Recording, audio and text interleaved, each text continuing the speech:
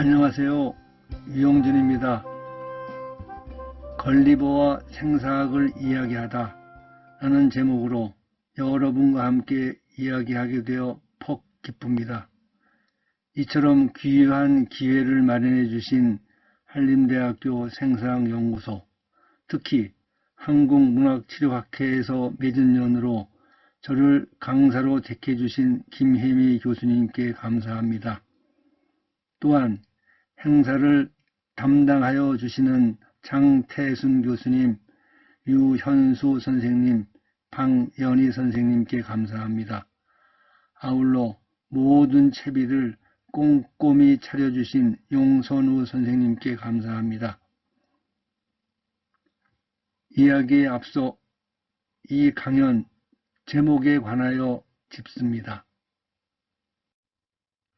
생사학은 사생학, 죽음학으로도 불리며 영어로는 세나톨로지로 죽음만을 이릅니다. 한림대학교 생사학연구소는 생사학은 인간의 죽음과 생명의 문제를 다룬다 라고 세우고 있습니다. 이야기하다는 사전적으로 다음의 의미를 지닙니다. 어떤 사물이나 사실, 현상에 관하여 일정한 줄거리를 갖고 말을 하거나 글을 쓰다.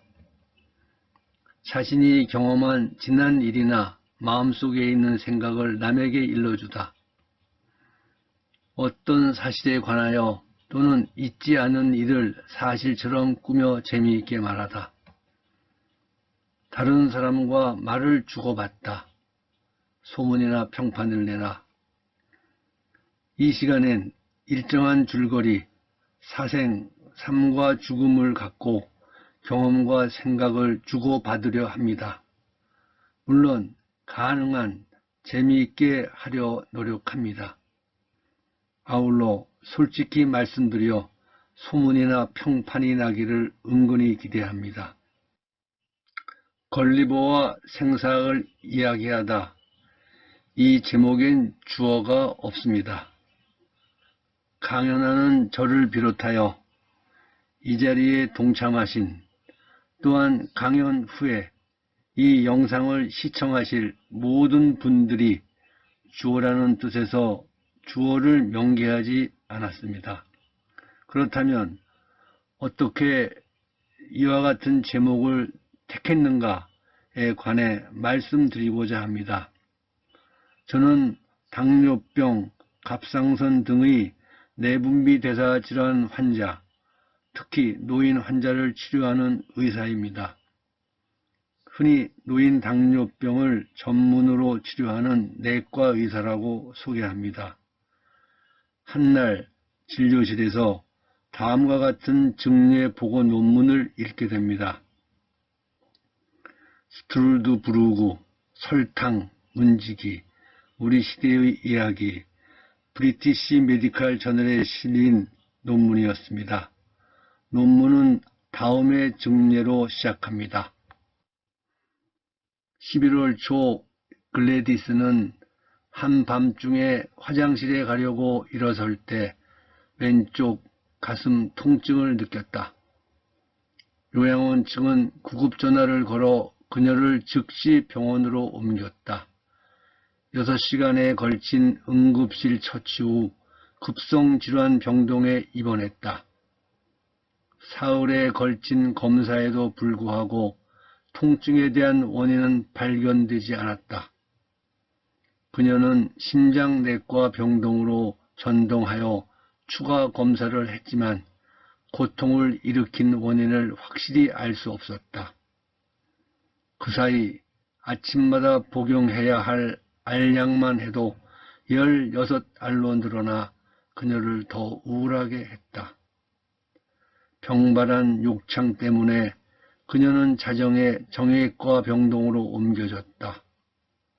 당시 혈당이 270mg/dl로 높아서 당뇨병 병동으로 이송되었지만 마침 빈 병실이 없어 일단 비뇨기과 병동에서 잠시 머물기로 했다.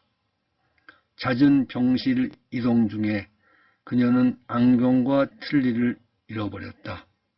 그녀는 당뇨병 병동에서 칠면조를 먹으며 크리스마스를 맞을 것이다.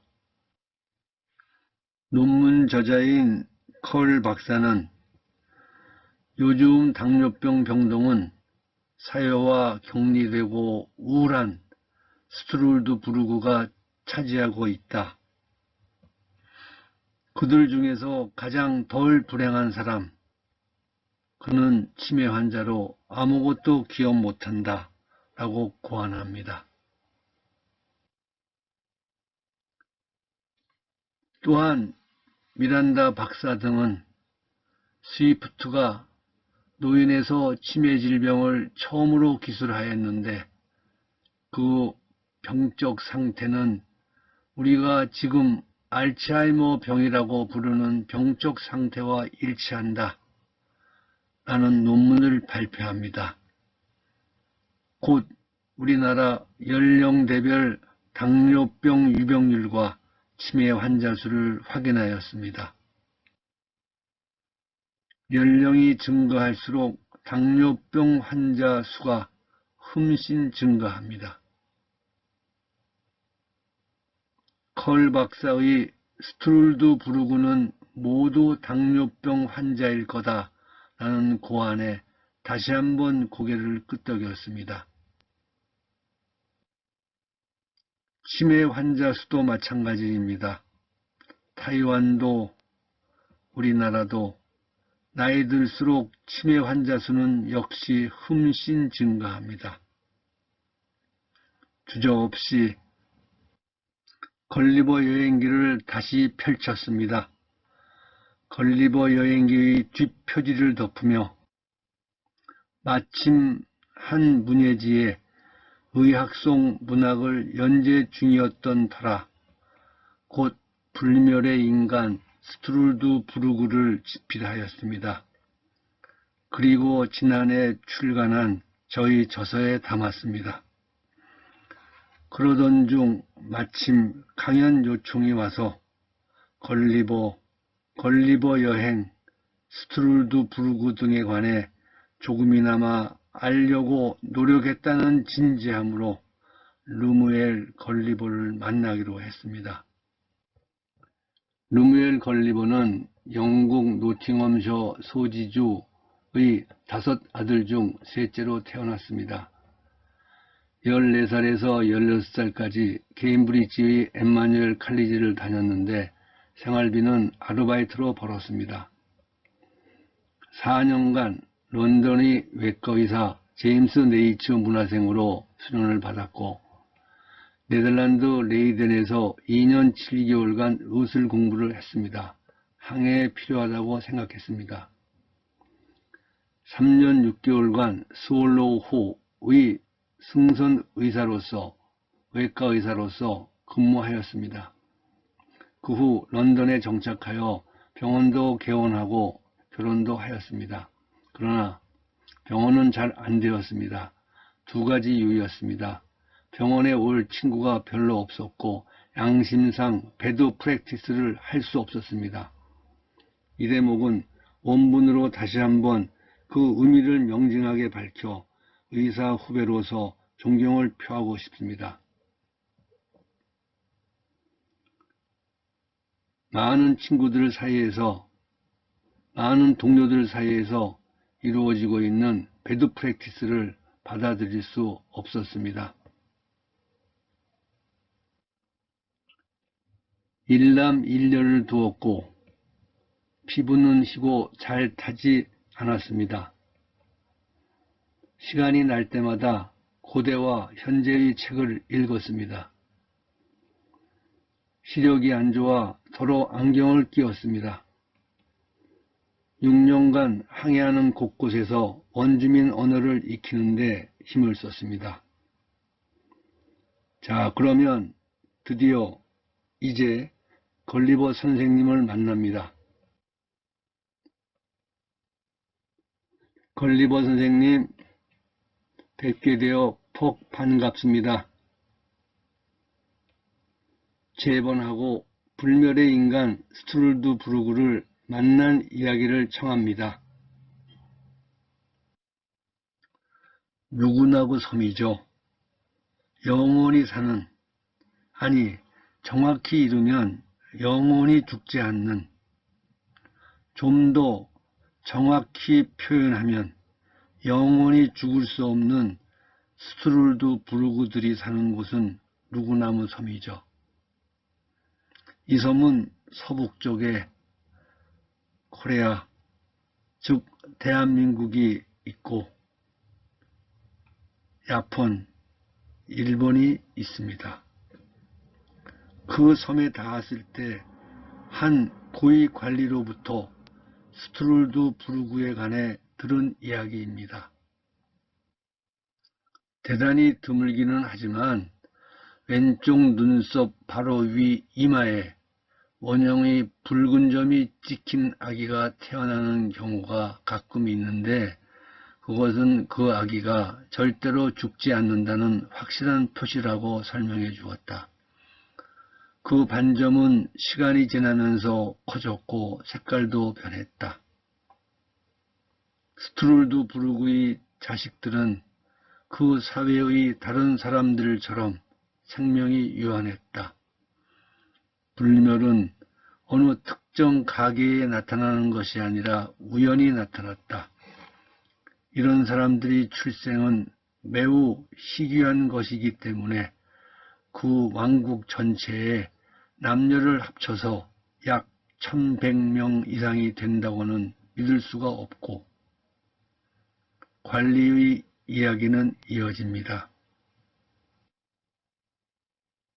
태어날 때 왼쪽 눈썹 바로 위 원형의 붉은 점은 3펜스 은하 크기이고, 시간이 쌓이면서 점점 커지며 색깔도 변합니다.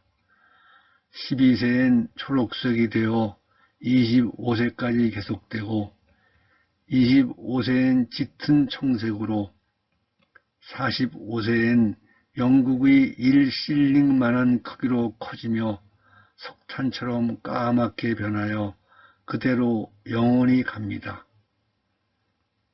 이런 이야기를 들었을 때 저의 가슴은 기쁜 호기심으로 가득 찼습니다.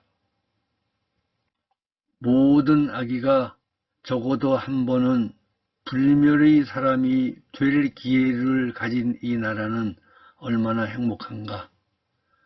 고대의 미덕이 살아있는 모범을 이토록 많이 모신 민족, 지나간 모든 시대의 지혜를 가르쳐줄 준비가 된 스승을 이토록 많이 가진 민족은 얼마나 행복한가.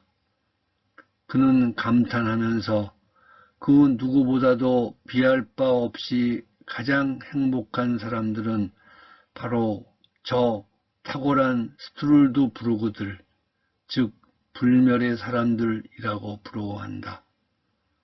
그리고 나를 기꺼이 받아준다면 저 탁월한 존재들인 스트룰드 부르그들과 대화하면서 여기서 여생을 보내겠다.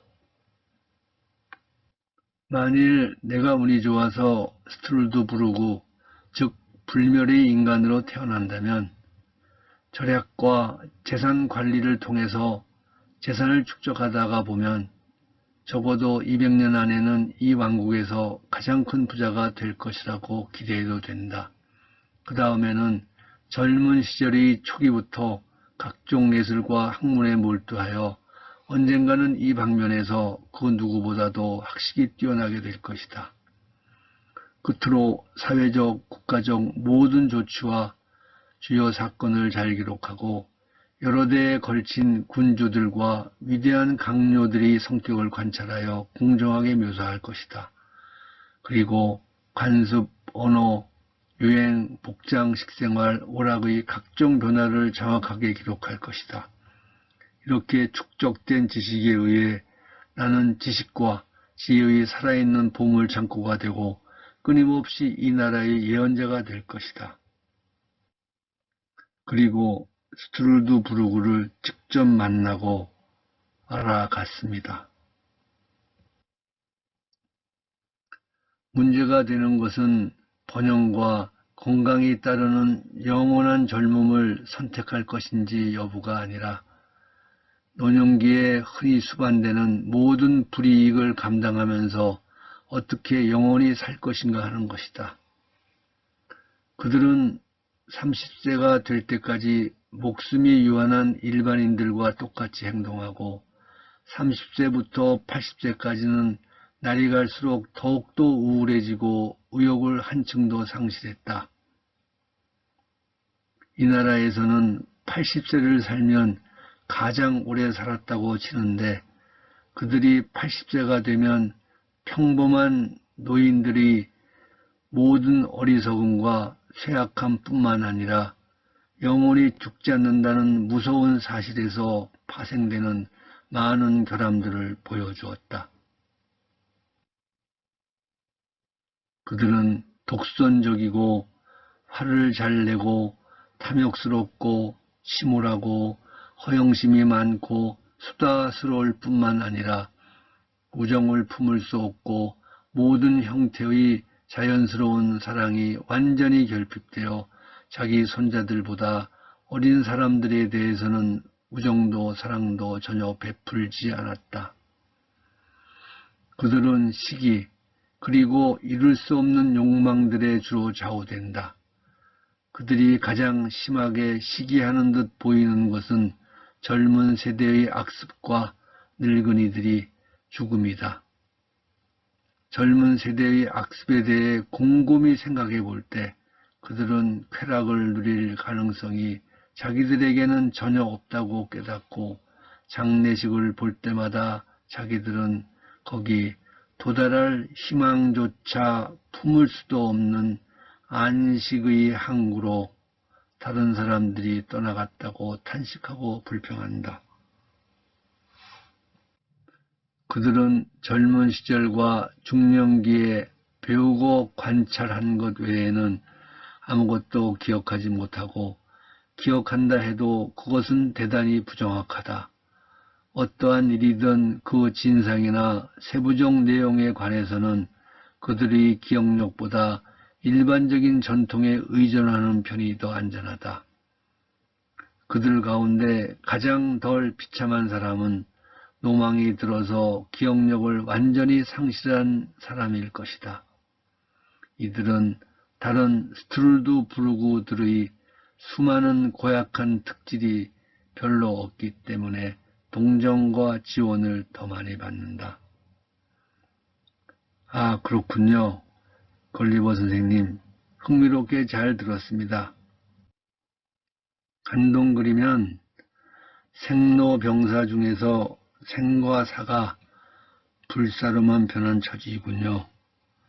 그러나 병과 늙음은 존재하고 진행되는 우리는 육체와 감정이 동시에 죽지만 불멸의 스트룰드 부르고는 영원히 살아 비참한 버림받음과 비참한 상실을 영원히 겪어야 합니다. 따라서 이때 이모셔널 데스가 발동하여 육체만 살고 감정은 죽은 상태가 되어 죽음을 갈망하게 됩니다.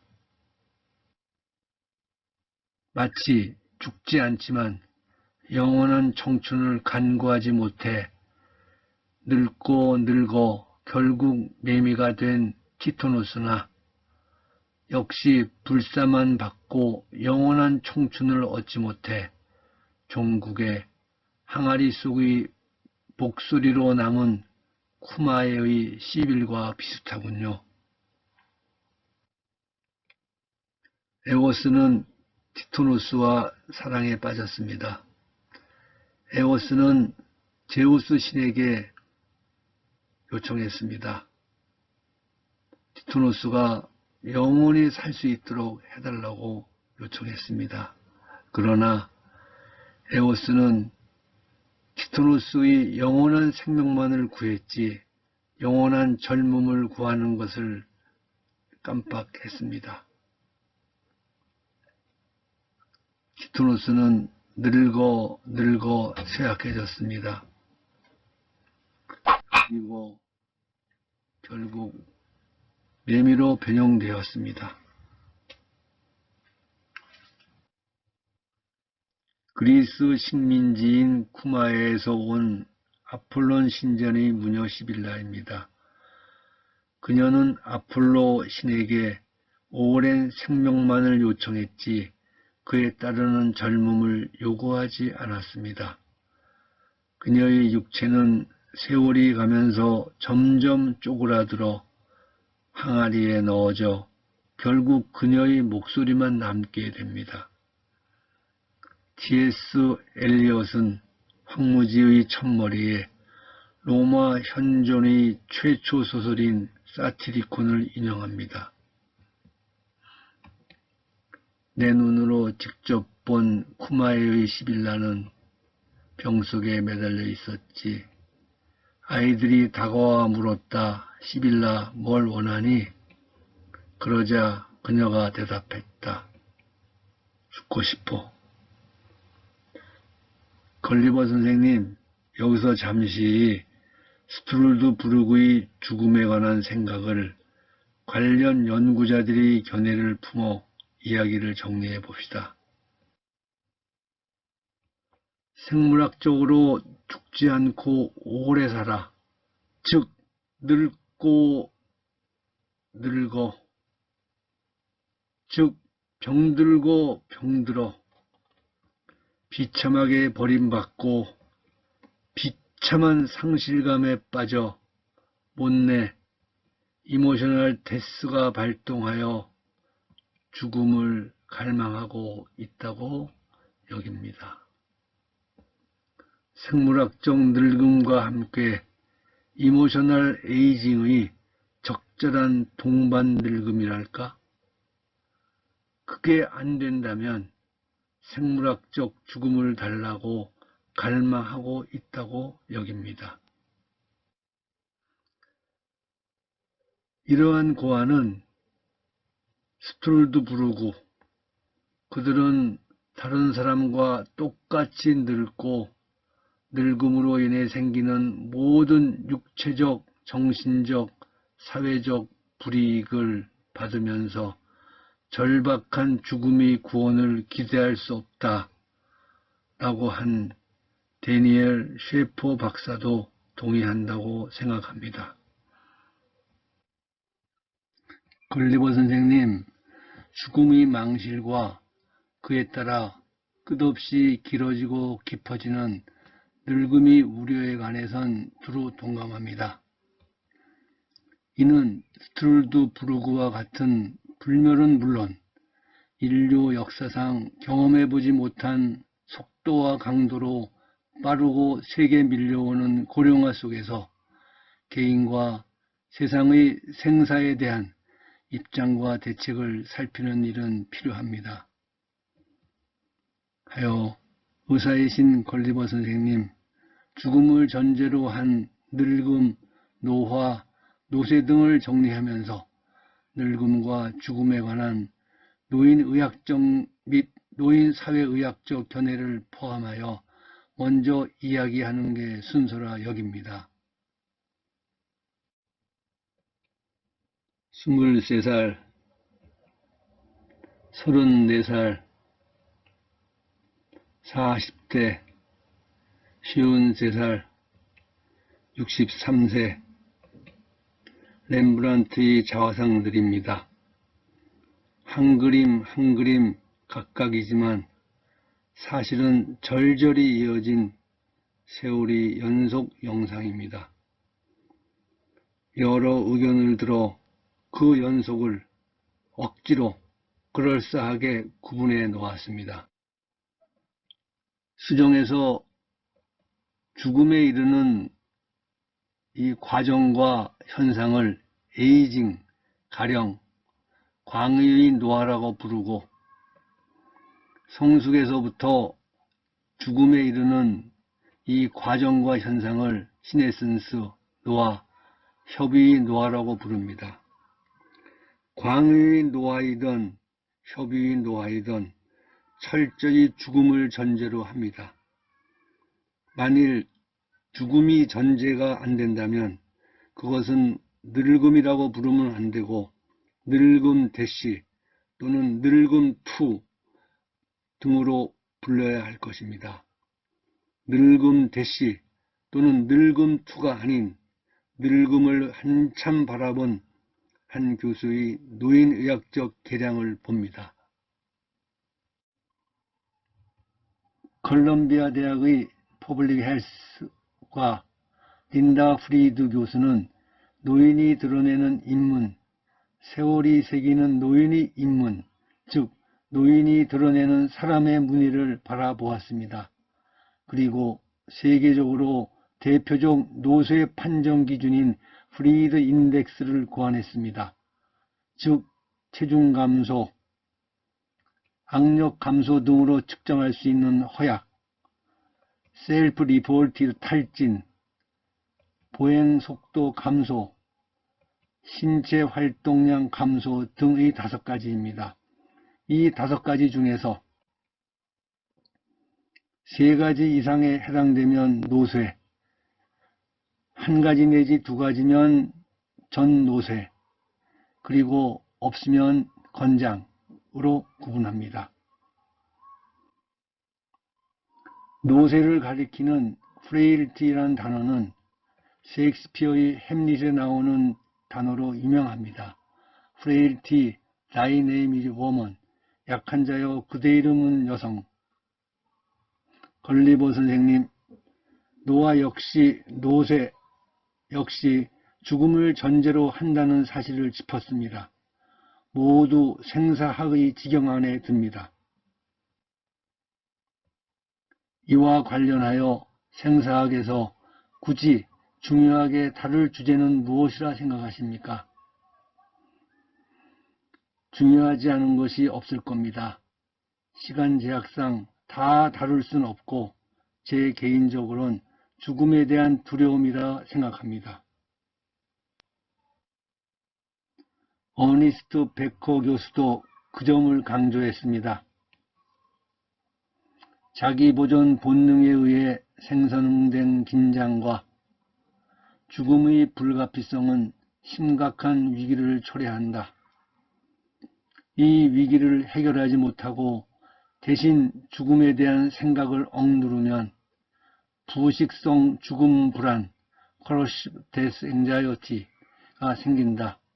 이 죽음 불안은 어떤 사람들은 마비되는 공포에 빠지게 만들고 다른 사람들은 대처 전략을 적극적으로 찾게 만든다. 걸리버 선생님, 어찌할 수 없이 추상과 억지가 얼마간 들어갈 수밖에 없지만 이해하기 만만한 대처 전략들을 이야기합시다. 먼저 고령화 시나리오를 나눕니다. 미국 헌터 대학의 무디는 고령사회를 가늠하여 4가지 고령화 사회 시나리오를 제시하였습니다. 먼저 스톨드 브루그 시나리오는 질병 상태와는 관계없이 그저 오래 살고 수명을 연장하는 것으로 걸리버 여행기라는 작품을 바탕으로 하고 있습니다. 두 번째로 원더풀 원 호스쉐이는 질병을 억제하여 질병에 의해 삭감된 수명을 되찾아보자는 것으로 올리버 웬델 홈스의 원 호스쉐이라는 시를 바탕으로 하고 있습니다. 세 번째로 라이프 스팬 익스텐션 시나리오는 생명 연장을 하되 가능하면 건강하게 하자 것으로 로이 월포드의 맥시멈 라이프 스팬이라는 책을 바탕으로 하고 있습니다. 네 번째 미닝 앤드 에이징 시나리오는 생명세계를 회복하여 늙지 않고 영생하자고 하는 것으로 토마스 콜의 그림 더 보이즈 오브 라이프를 바탕으로 하고 있습니다. 앞서 일은 걸리버 선생님과 나눈 스툴드 브루그의 질병 상태 연장 시나리오, 그리고 원더풀 원 호스쉐이 시나리오, 생명 연장, 생명세계 회복 등의 시나리오를 제시합니다. 고령화 시나리오 중에 멋진 일필 이륜마차 시나리오입니다. 이 시나리오의 명칭은 하버드 의대 해부학 및 생리학 교수이며 시인이었던 올리버 웬델 홈즈 교수의 시 제목을 그대로 따온 것입니다. 시의 한 부분입니다. 영문 원문입니다.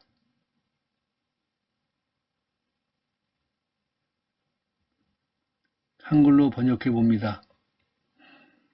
잘 망가지는 부위가 있다. 그 부위를 단단히 하고 다음으로 고장나기 쉬운 곳을 찾아 고치고 또 계속 이런 식으로 이어가라. 완벽한 결과에 이를 때까지. 고치고 고쳐 쓰더라도 오래되면 결국 부서져 버리는 마차처럼 질병을 고치고 억누르다가 늙음이 쌓이고 쌓인 어느 때 삽시간에 무너져 내리는 늙음 그리고 죽음, 늙음과 죽음의 시나리오입니다. 완 호스쉐의 시나리오를 의학적 시각으로 도식화한 이가 있습니다. 스탠포드 의대 류마톨로지 교수였던 제임스 프리즈입니다. 이 그래프의 가로축은 사망시 연령이고 세로축은 사망자 수입니다. 보시듯이 평균 수명보다 일찍 죽는 조사가 없다면 모든 사람이 질병을 치료하고 억제하고 늙고 늙어 이 그래프에선 85세쯤 대부분의 사람이 툭 숨이 끊어지면서 사망자 수가 급증하게 됩니다. 이를 생존자 수로 다시 표시하면 85세쯤에 급격히 생존자 수가 감소합니다. 바로 완 홀스쉐이 시나리오입니다. 다음은 루이 월포드 교수의 맥시멈 라이프 스팬으로 상징되는 생명 연장 시나리오입니다. 월포드 교수는 이렇게 말합니다. 과학은 이제 곧 우리가 120세 이상까지 살 수 있게 해주는 수명 연장의 돌파구를 눈앞에 두고 있습니다. 라고 말입니다. 그리고 그 근거로 연구 결과를 제시합니다. 가로축은 연령, 세로축은 퍼센트 생존율입니다. 가장 왼쪽의 그래프는 섭취 열량을 제한하지 않은 상황이고 오른쪽 그래프로 갈수록 섭취 열량을 점점 더 감소시킨 상황입니다. 보시듯이 섭취 열량을 제한하면 할수록 수명이 늘어나는 것을 볼 수 있습니다. 그러나 이 연구는 실험 대상이 다름 아닌 쥐였습니다. 사람이 아니었습니다. 또 다른 이들의 연구도 있습니다. 가로축은 나이, 세로축은 퍼센트 생존율입니다. 그림에서 보듯이 컨트롤 군에 비하여 멜라토닌을 보충한 군에서 수명이 무려 33%나 증가하는 것을 보았습니다. 그런데 이 연구는 노랑 초파리를 대상으로 한 실험 연구였습니다. 그럼에도 아직도 멜라토닌을 항노화 약으로 여기는 이들이 있습니다. 걸리버 선생님도 분명 저와 같은 심정이시리라 믿고 전혀 사심없이 월포드 교수에 관해 한 말씀 드립니다. 월포드 교수는 79세에 ALS, 이른바 루게릭 병으로 호흡기에 부전이 생겨서 사망합니다. 그는 화장하여 바다에 가루로 뿌려졌습니다. 다음은 토마스 콜의 4점의 그림으로 구성된 더 보이즈 오브 라이프 명화로 상징되는 생명세계 회복 시나리오입니다. 한 아기가 천사의 인도를 받는 배에 안전하게 안겨 있습니다. 모든 것이 고요하고 따뜻한 햇살을 받으며 어린 시절이 순수함과 기쁨을 반영합니다. 뱃머리 선수상에는 시간을 의미하는 모래시계가 있습니다. 청소년을 천사가 해안에서 지켜보고 있습니다. 젊은 열정과 에너지 저 멀리 하늘에 꿈과 야망을 상징하는 천상의 성체가 우뚝 솟아 있습니다. 성인기, 삶의 고난, 불길한 폭풍구름, 어두워진 하늘, 거센 바람, 위험한 협곡, 바위들, 비가 내립니다. 위험 속에서도 믿음을 잃지 않습니다. 수호천사는 구름 틈을 통해 밝게 빛나며 하늘에서 계속 지켜보고 있습니다. 노인, 죽음의 이미지, 땅 위에서의 삶의 끝부분, 시련에서 살아남고 물은 잔잔하고 선수상에 붙어있던 모래시계는 떨어져 나갔고 수호천사가 다가와 다른 천사를 소개합니다. 천국의 약속에 의지하며 육체적 존재의 사슬은 사라지고 마음은 이미 불멸의 삶, 영생을 엿보입니다. 걸리버 선생님, 이어서 늙음에 대항하여 세월에 거슬러 나아가 늙음을 제거해 버리자는 개념까지 뻗치는 항노화의 시도에 관해 이야기 나누고자 합니다. 16세기, 18세기의 장수 옹호론자들이 노년기는 상당한 가치가 있는 시기로 노인들이 생명과 활력을 연장하도록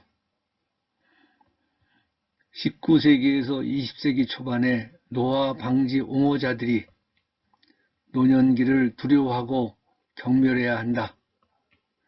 완전히 없애도록 그때부터 주사든 수술이든 퇴치할 질병이 늙음이며 엄청난 경제적 부담을 주는 것이 늙음이다. 궁극적으로 늙어가는 과정 자체를 소외시키도록 해야 한다. 이러한 관념의 역사적 축적 등에 의해 현재 노화를 막자, 물리치자, 생리적으로 더 젊어지자, 늦추자, 노화에 따른 질병치료, 단지 더 젊어 보이자 등과 같이 매우 다양한 스펙트럼의 항노화 개념이 혼재하고 있습니다. 즉, 화학적, 시술적 노화 제거의 격렬한 항노화주의에서부터 피부 청춘화, 늙음은 마음먹기다라고 하는 다소곳한 항노화주의까지 꽤 넓은 스펙트럼을 보이고 있습니다. 노화를 바라보는 두 가지 시각을 피력합니다. 하나는 얼마나 망가졌는가로 결과된 결손에 주안점을 두는 것이고, 다른 하나는 그래도 쓸모있는 부분이 꽤 남아있지 않은가로 자녀 기녀의 유용성을 보는 것입니다. 전자가 노쇠의 개념이고 후자가 성공 노화의 시각입니다. 노쇠는 성공한 노화와 같고 성공한 노화는 노쇠와 동의어입니다. 다만 서술이 자세만 다른 것입니다. 즉 성공 노화는 노쇠의 최소화입니다. 꽃 구경 나섰다가 나도 몰래 노을에 취하여 나무에 기대어 잠든 사이에 해는 이미 저물었네. 술 깨니 손님은 다 흩어져 가고 이미 깊은 밤이라.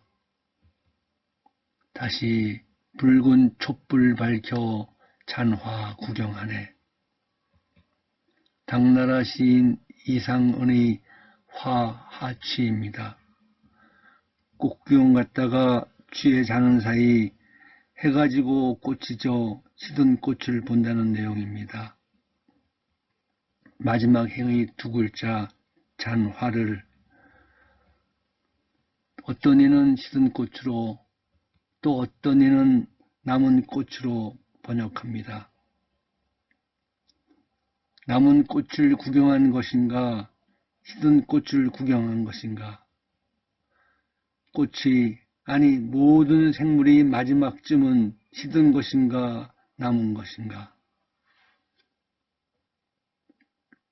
자, 그러면 걸리버 선생님, 노화의 성공과 비성공의 차이는 무엇인가를 표로 정리합니다.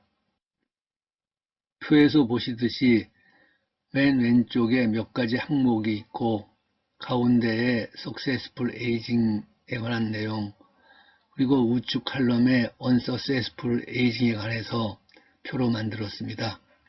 명백한 질병이 없을수록 Successful Aging이고 신체 인지 기능이 좋을수록 Successful Aging입니다.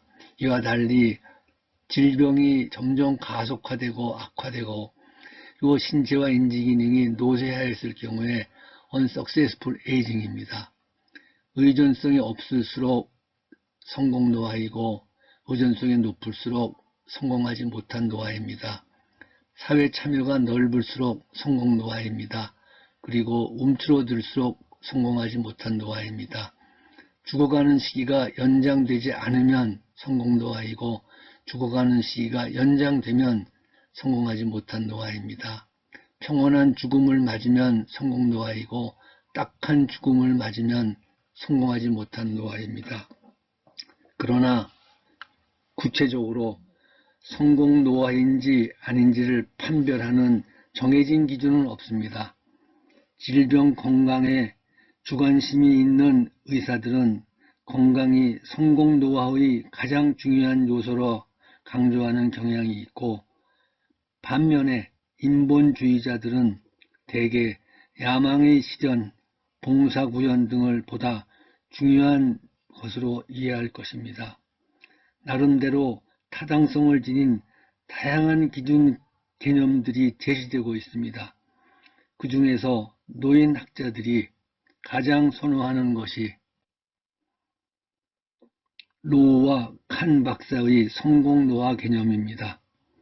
그들은 병적 상태의 최소화, 즉 질병 및 장애의 최소화, 그리고 사회 참여의 적극 여부, 그리고 신체 및 인지 기능의 유지 등 세 가지 결정 요소를 토대로 성공 노화를 이해하려고 합니다.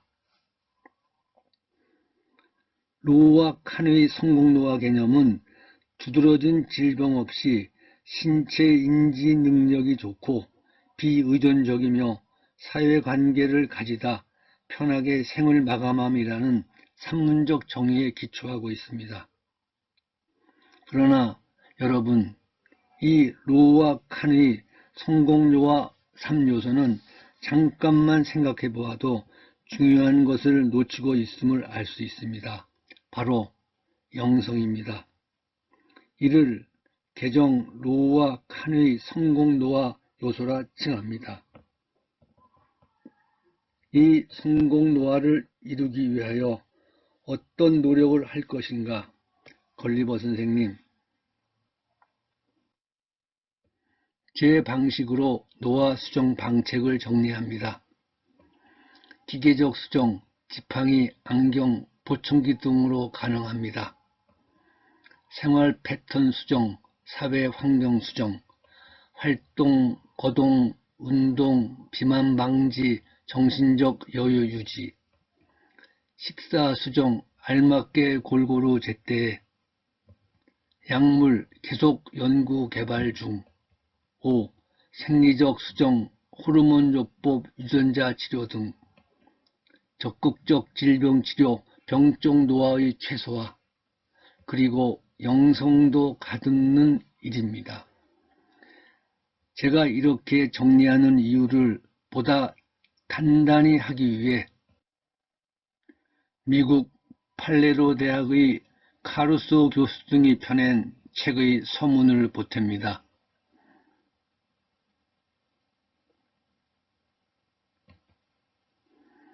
노화 과정은 질병과 사망에 대한 더 큰 취약성과 관련된 생리적 쇠퇴의 보편적이고 피할 수 없는 과정으로 간주됩니다. 걸리버 선생님,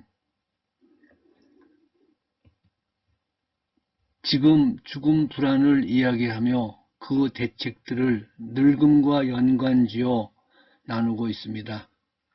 선생님께서는 스트룰드 브루그뿐 아니라 지성을 가진 말, 후이님들도 만나보신 것으로 알고 있습니다. 그들이 죽음에 대한 자세를 들려주십시오. 후이님이 사는 곳은 오스트레일리아 남쪽에 있는 후이님 랜드입니다. 후이님은 후이눔 또는 피눔이라고도 발음합니다. 에델스랜드,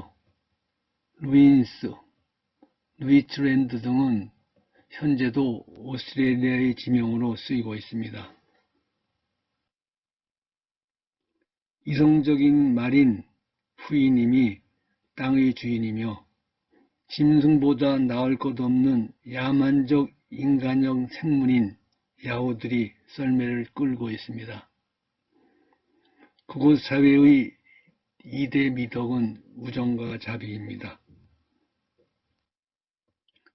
그들의 사망 원인은 늙음뿐입니다. 즉, 그들의 사망 원인은 사고를 피할 수만 있다면 오로지 노쇠함밖에 없습니다. 죽기 전 몇 주 동안 기력은 쇠약하지만 통증은 없습니다. 죽기 열흘 전쯤 이웃을 찾아 후이님들은 담례합니다. 마치 먼 시골로 은퇴하여 거기서 남은 여생을 보낼 계획이라도 하듯이.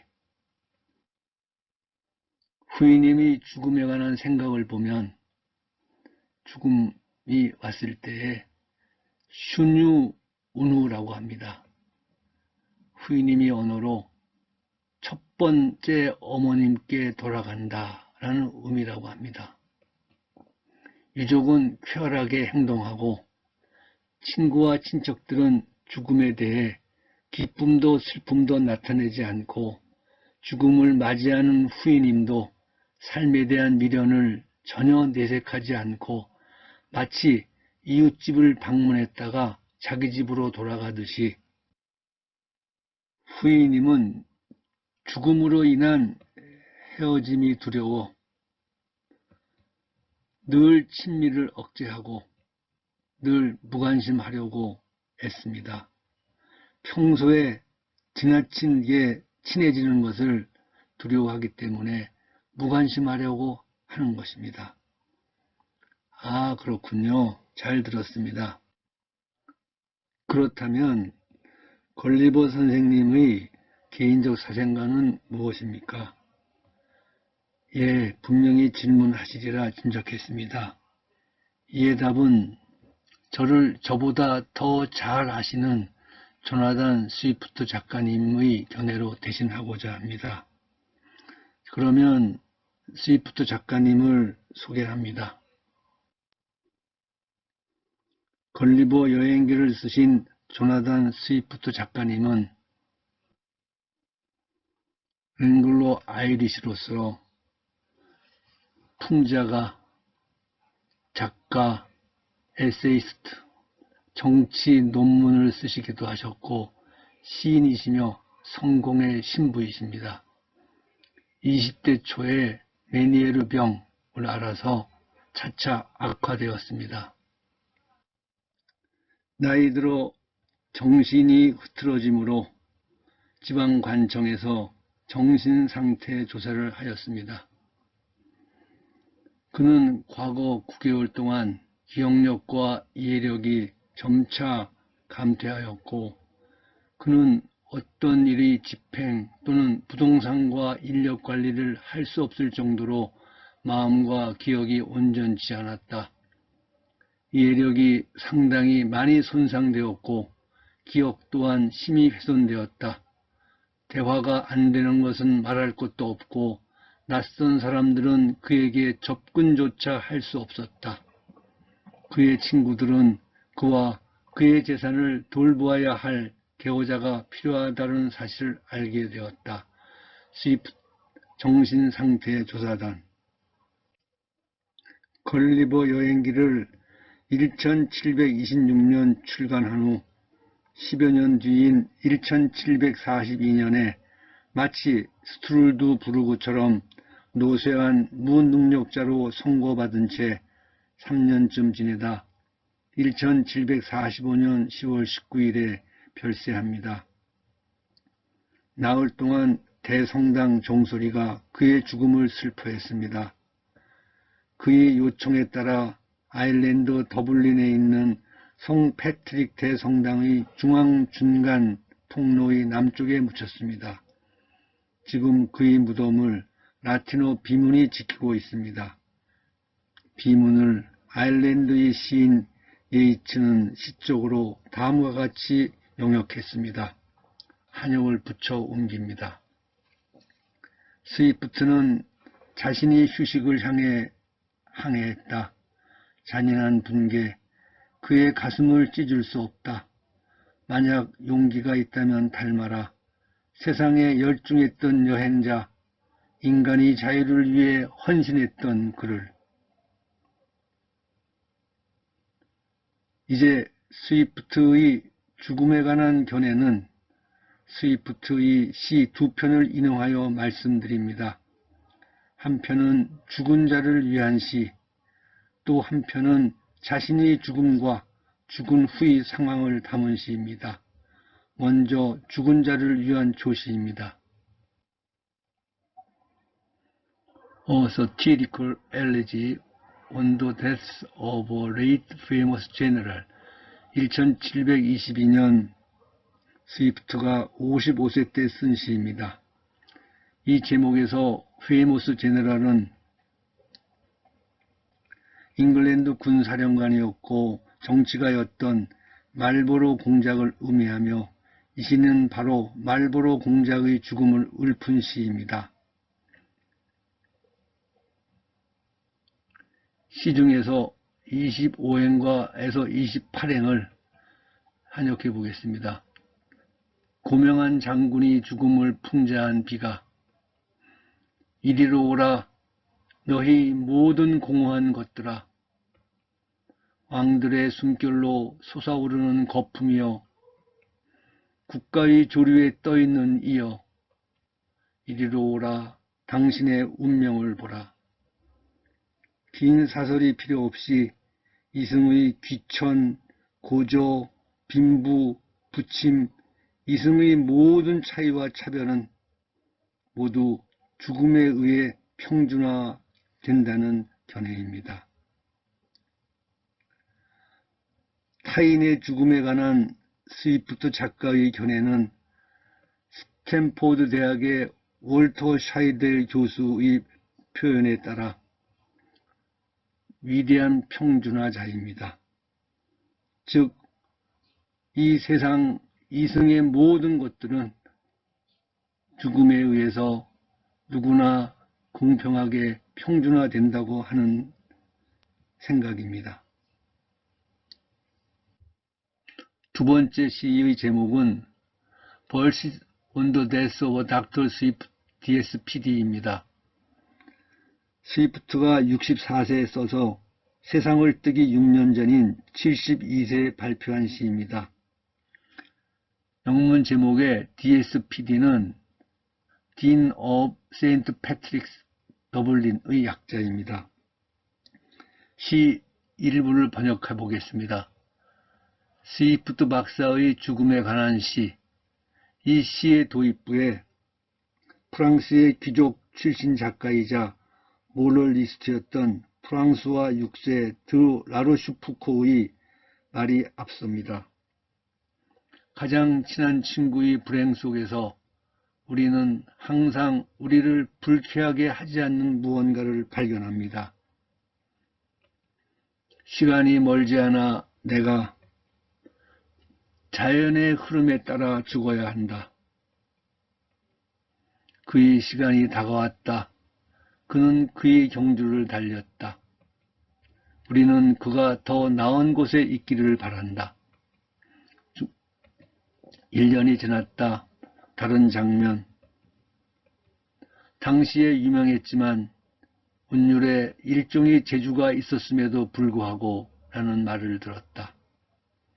이제 그의 글쓰기 방식은 과거가 되었다. 마을이 안목이 좋아졌다. 걸리버 선생님, 잘 들었습니다. 당신을 잘 아시는 스위프트 작가님은 죽음을 자연의 흐름이며 당연한 순응이며 세상 전체의 수많은 삶들이 평준화자로 여기셨다고 보아야겠군요. 아하, 저희 생각은 어떠냐고요? 모두 다 말할 수 없으니 제가 대표로 말씀드리죠. 우리나라에서 통용되는 지폐 중 가장 고액권인 5만원권 뒷면의 그림엔 조선 중기 화가 이정 선생의 풍족도와 어몽룡 선생의 월매도가 포개져 있습니다. 늙음과 죽음이라 부르는 세월이 축적은 풍죽처럼 오랜 세월 풍상과 숙달을 거칠수록 넓어지고 깊어집니다. 매화를 달과 함께 그린 매화 가지 끝에 달이 걸려있는 월매도는 매초상월로 읽습니다. 매초상월이 발음은 메이샤오샹유에입니다. 이 발음과 비슷한 메이쇼샹러는 미소상락을 의미합니다. 즉 눈썹이 하얗게 셀 때까지 긴 세월 장수하며 즐거움을 누림을 의미합니다. 저 깊은 밤하늘 달이 돛담배처럼 떠나가다가 흔들리는 가느다란 매화가지 끝에 머무는 시간은 퍽 짧습니다. 만약 머무는 동안 소리가 난다면 아마도 탁 소리가 나는 순간일 겁니다. 하얘진 눈썹이 누리는 즐거움, 그렇습니다. 탁. 저는 개인적으로 세월이 흐른다라는 표현보다 세월이 쌓인다라는 서술을 더 즐겼습니다. 우정이 쌓이고 사랑이 쌓이고 돈도 빚도 쌓이고 지식도 논문 업적도 고스란히 쌓입니다. 그 즐거움도 누림도 세월이 축적입니다. 어느 때 제게 주어진 세월이 멈추면 저희 이승에서의 세월은 축적을 멈춥니다. 그때 저는 지금 살고 있는 세상에서의 세월 축적을 그저 순순히 멈추면 됩니다. 걸리버 선생님, 지금까지 선생님의 흥미로운 여행담을 통해 불사의 스툴드 브루그와 후이님의 이야기를 들었고 생사의 중요한 주제의 하나인 죽음 불안에 대한 여러 대책에 관하여 다음을 나누었습니다. 고령화의 4가지 시나리오, 즉 스툴드 브루그 시나리오, 완 호슈쉐이 시나리오, 생명 연장 시나리오, 토마스 코리 명화로 생명세계 회복 시나리오를 이야기했습니다. 죽음 불안에서 벗어나려고 아예 죽음과 대항하고 있는 항노화, 노화 방지의 역사와 스펙트럼을 간략히 짚었습니다. 늙음을 바라보는 두 가지 시선, 노쇠와 성공노화, 그리고 성공노화의 의미와 판별 기준을 이해하였습니다. 선생님이 만나본 후이님의 사생관과 그에 따른 삶의 방식을 들었습니다. 선생님을 잘 아시는 스위프트 박사님의 시 2편을 감사하며 선생님의 사생관을 알게 되었습니다. 그리고 죽음 불안에 대한 저희 생각을 물어보셔서 5만원권 지폐 뒷면의 그림으로 제 속내평을 말씀드렸습니다. 걸리버 선생님, 자, 이제 선생님과 나눈 생사학 이야기를 맺고자 합니다. 선생님과 함께 나눈 생사학 이야기를 다음으로 간동글입니다. 생물학적으로만 불멸하는 생로병사는 아니다. 생물학적 형체만 영존하는 비참함으로 인해 일어날 정서적 죽음을 감당할 수 없다. 죽음은 개인과 사회의 모나고 굴곡진 부분들을 평준화시켜주는 위대한 평준화자이며 세월에 순응하는 자연스러운 현실이라는 생각에 쿨하게 동의한다. 마치 바람에 쓸리는 대나무 마냥, 달을 마주하는 매와 가지 마냥 이 매줌에 더 넓고 긴 여백을 둡니다. 이 자리에 동참하셔서 또는 이 영상을 시청하시며 저와 함께 늙으신 여러분을 위해 걸리버 선생님 감사합니다. 그곳에서도 지금 어딘가 여행하시느라 분주하실 텐데 귀한 시간 내주셔서 감사합니다. 더구나 보석 같은 휴식의 금요일 저녁에